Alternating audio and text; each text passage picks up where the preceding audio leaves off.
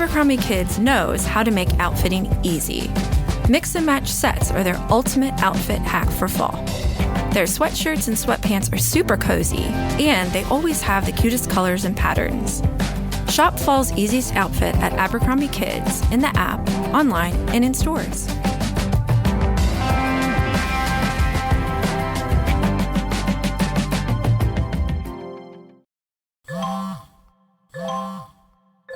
When did making plans get this complicated? It's time to streamline with WhatsApp, the secure messaging app that brings the whole group together. Use polls to settle dinner plans. Send event invites and pin messages so no one forgets Mom's 60th. And never miss a meme or milestone. All protected with end-to-end encryption. It's time for WhatsApp.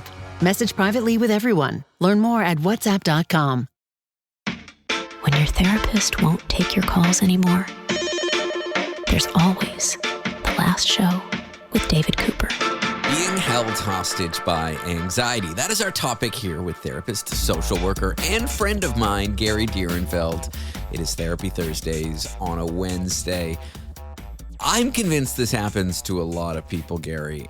So much so that a lot of people won't be willing to admit it. There are things in our life that cause us anxiety, and maybe small, that we're unwilling to do, but in the perfect world, we would want to do, and maybe even want to do regularly.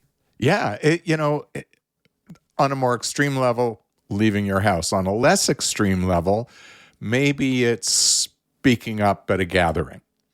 And here's the thing, many people are held hostages by these feelings that are disproportionate to the event. I mean, anxiety, so hang on, before I even go there, people say, trust your gut. And if you have an anxiety disorder, you actually don't want to trust your gut. Your gut is full of you-know-what, so why should you be trusting that? Exactly. Your gut is full of you-know-what, so you don't want to trust it. The reason it's an anxiety disorder is because your gut is lying to you. Your gut is trying to make you feel like something is, in a sense, dangerous, bad for you, when indeed it really isn't. It's, in a sense, in your head. I mean, that's where anxiety resides. It feels like it's in the gut, but it's in our brain. I don't like dancing, and I'm going line dancing for Halloween. I'm going to a line dancing party, and I'm nervous about it. It's like not for another few days, 9 days. David, be nervous. I can't imagine you line dancing, actually. I think this is going to be a riot. I know. However, who cares? I know. And everyone there will look like an idiot. Line dancing by definition. The activity, the central thesis is look like an idiot. And all those line dancers out there are ready to throw darts at you and I right now. Oh, I'm sorry. I've upset the line dancing lobby. All millions of them are going to come after me. Come on. Who line dances? Let's be honest here. But it's a great example. Mm-hmm. Sometimes it's our ego, how we're going to be perceived, that is creating the anxiety and gets in our way. None of us truly loves losing our sense of dignity. But dancing does it for me, so I just avoid it. And my girlfriend Miranda would love it if I danced more. I mean, I'll get a little boogie going at a friend's wedding, I guess. But yeah, I just can't bear myself to do it. It's a silly example, but I avoid activities that involve dancing, and I'm at peace with it. But what if that activity is like going to the grocery store, or filing your taxes, or I don't know, hanging out with friends? It can really hold you hostage. And we make these things so much larger in our mind. So, what we want to do, because our gut is betraying us, that is the nature of an anxiety disorder. We want to put thinking between feeling and doing. That's the heart of cognitive behavioral therapy. I feel like I got to get a plaque. Thinking between. Wait, say it again. You have to put thinking between feeling and doing. Thinking between feeling and doing. You should be there. Your face should be between the words feeling and doing. Yeah. On this well, plaque. You talk about a plaque. I'm a workaholic, or used to be a workaholic. Not so now that I'm relaxed. What am I? I don't know. Retired. There's the word. Retired. Yeah. Word retrieval. Still problems. addicted to workahol, are you? So I had a piece of wood carved into the word relax that used to sit on top of my computer monitor. And that would be a reminder to me to turn off the computer, to go see my wife, to spend time with our kid. That word relax, carved in wood, sitting on the computer, helped me be mindful, helped me remember. And you talked about having a plaque. There's actually technical jargon for this. We call this a cognitive cue. A cognitive cue. It's a fancy-dancy word for reminder. And you can use that if you have anxiety as well. And whatever your little saying is, word, picture, cognitive cue, you want to post it. You want to place it somewhere where it remains visible to you as you need it. I used to tell some people who couldn't turn off the day's work when they arrived home, and then it would spill into the family, put a Post-it note on the dashboard of your car that says relax, or you're home, drop it, whatever. And just that subtle reminder helps us center ourselves so that we are hopefully less held hostage. Interesting. Kind of like a mantra, if you will. Yes. So this practice of what, we mysteriously call mindfulness, it sounds like, mindfulness. It really is as simple as that. It's just creating a reminder. It's just about, I have to remember this in the moment. And then when we are there, that self-talk, because so many have that negative self-talk, that bird chirping in your ear, don't go, don't do it. I believe people are fundamentally smart. I mean, I turn on the news and that belief gets challenged every day, but we're smart people, and so we can shield our anxiety or wrap our discomfort with logic. Yes. And so we can tell ourselves like, it's not the right time. I'm just being realistic. People can come up with really logical reasons to defend their own anxieties and defend their own behaviors. Oh, okay. Yes. I can use my thinking adversely to continue to overwhelm myself. You're absolutely right. But the exercise is to do the exact opposite of that. Take a big thing like you need to apply for a job, which is daunting. Yeah. Oh, my printer, I got to go get ink for my printer, and it's not the right day, and there's the printer ink store will be busy, and we can come up with these like rational reasons to prevent us from doing the underlying thing. Yeah. So the next thing that we can do to help us managing the anxiety is to break down what we need to do into tiny, digestible chunks. Yes. We don't need to overwhelm ourselves with the enormity of what may be confronting us. But I call it the hokey pokey. You put your big toe in, you take your big toe out, you put your big toe in, and you shake it all about. So too with leaving the house. You don't need to plan a trip to the grocery store or downtown. You can stand on the stoop or the front steps of your house, catch your breath, sit down, take in the world, so that the door back into the house to that sense of safety that you crave, it's right there. It can act as your soother, so to speak. So you get comfortable those few steps out. And on another day, you're a few steps down the stoop. It's the old cliche, like, where should I start? At the beginning. And if you break down this overwhelming task, I want to start dating. Okay. Get some photos for your online dating profile. Just take a few photos of yourself. Have a friend help you. Break it down so you can start at the beginning, I think is kind of a summary of what you're trying to say. Yes. I want to spend some time talking about over accommodation. When it comes to what your family eats and drinks, you know your choices matter. You're the expert because you know what fits your life. And getting it right starts with good information. That's why America's beverage companies are sharing more information about our ingredients at goodtoknowfacts.org. No spin, no judgments, just the facts straight from the experts for more than 140 beverage ingredients. Visit goodtoknowfacts.org.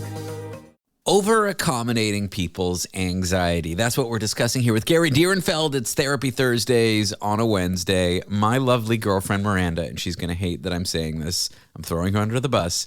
She used to be very scared to make phone calls. I don't know if this is like a young millennial thing. I can just pick up the phone and call anyone. But early on in our relationship, Gary, I was making calls for her. Got to reschedule with the dentist? I'll do it for you. It's easy. And I wasn't really doing her any favors because I was over accommodating her anxiety. And I'm not always there with her. We're not like codependent in other ways. And she has to learn, and she has learned, so maybe I'm not throwing her under the bus because she can do it now, how to make a phone call. Gary, welcome back. Good to be with you again. And this is something many parents inadvertently do with their kids. They over-accommodate. They over-explain. The degree to which you accommodate your child's anxiety, the child doesn't have to work through the process of overcoming that anxiety. And as you over-explain, there's nothing to worry about, that you put so much effort into this, there's a paradox that happens. And the paradox is, well, if it isn't so scary, why are you taking so much time to soothe me? Right? There's a cost of kind of quote unquote protecting people. Exactly. So, a few years ago, I think it was 2015-ish, 14, 16, somewhere in there, the good psychologists at Yale did some experimenting around, do we provide therapy to the children or do we provide it to the parents?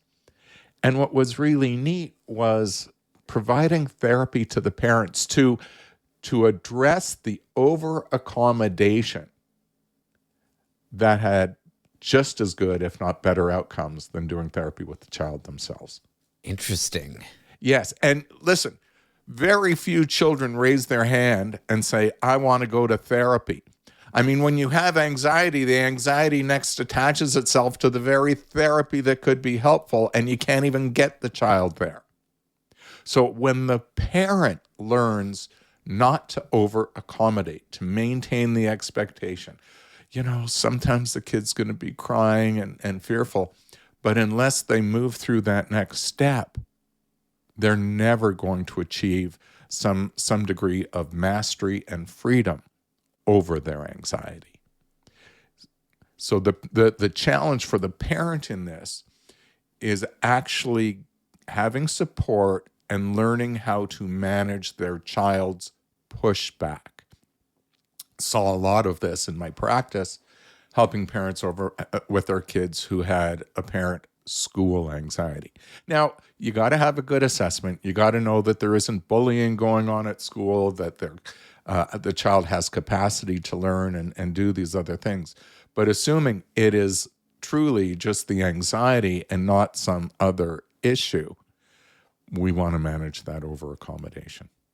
Yeah, I think there is something to be said for kind of feeling that fear. Maybe if we're taking your example of a kid who's kind of scared to go to school, scared of the lunchroom, normal kid stuff, you feel it and you act anyway, Yes. And if kids don't learn that, because if you protect them from all these anxieties, they're going to be maladapted adults. They're going to be adults who are scared to go to the office. You know, you're not really doing someone a favor by protecting them. There is a cost. I'm 69. I was in practice for 42 or 3 years. And in each decade, there's been a shift in terms of parenting theories of the day or the decade. And we're in a period of time where the parenting approach du jour is referred to as gentle parenting. And to think that you actually have to push your child, it's the antithesis of this gentle parenting.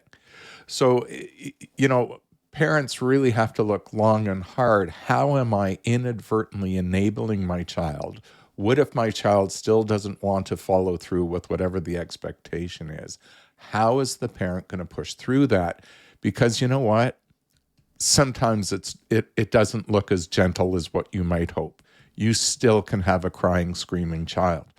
But the thing is, unless, it's like getting that needle. Unless you get the shot, which can hurt. I got my COVID and flu shot yesterday. My shoulder is sore. Unless you get that shot that can hurt, you're not going to have the benefit of the treatment. And so, strong message to parents out there that sometimes our children will not appreciate the process that can actually lend to their mental health. We're talking about being held hostage by anxiety, whether it's ourselves, our loved ones, our children. I want to spend a little time, Gary, about talking about breaking that pattern. Like, how can we do the thing while anxious instead of waiting around for the anxiety to magically go away? That's such a good question, because many people do just what you said. I'm going to wait until the bad feelings dissipate, then I will follow through. No, you have to do it when there are the bad feelings. You push through. The world doesn't end, and then it confronts your sensibility. There's what we call a cognitive dissonance. What I was expecting didn't match what actually occurred. What occurred was real. Maybe what I was fearing wasn't so real after all. We resolve the cognitive dissonance. That is what promotes healing from the anxiety. Getting over the fear, or at least powering through the fear, is a muscle that you won't have unless you try it. It's like skydiving. Maybe going to the grocery store is like skydiving for you. I'm never not going to be scared to jump out of a plane. But if I were to skydive, the whole point is to do it because I'm scared of jumping out of a plane, not waiting around one day until I'm magically not. Yes. You're talking to someone who has skydived. Skydovenized. I was strapped to the belly of another person skydiving. Yeah, that scares me the most. I don't even trust my own brother, my girlfriend, my parents. I don't trust my loved ones enough to be strapped to them outside of a plane. How am I going to trust some schmuck, who's probably just like a student trying to make a few bucks between class? 14,000 foot drop, 1 minute of free fall. It was the adrenaline that I experienced, David. The adrenaline lasted. The better I skydove, 9:30 in the morning. The adrenaline lasted till late into the afternoon. I was buzzed. I can't wait until you get a tattoo, Gary. I was buzzed on that adrenaline. But no fear after that. Like, you have a sense of accomplishment. And that's what I would want for people who are managing their anxiety. When you can, and when you do overcome it, there is a sense of accomplishment, a tremendous sense of accomplishment. And it's very empowering. And when you take that success and you apply it to other areas to which your anxiety may have attached itself, you can use that cognitively in your head to prepare yourself yet again and push through more.